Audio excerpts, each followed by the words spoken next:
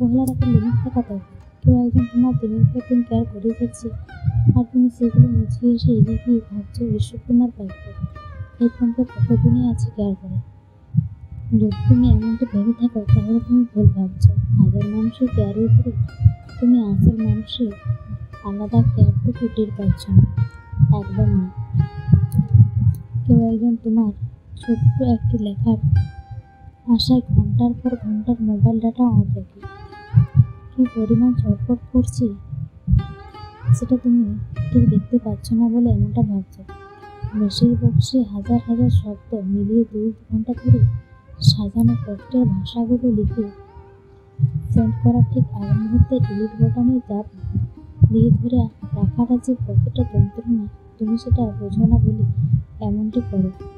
তোমার একটি মাত্র ফোন কলের আশায় বিছানায় এপাশ ওপাশ করে কত যে নতুন রাত কেটে গেছে তুমি সেটা কখনোই জানতে চাওনি বলে মানুষটিকে সস্তা ভাবো।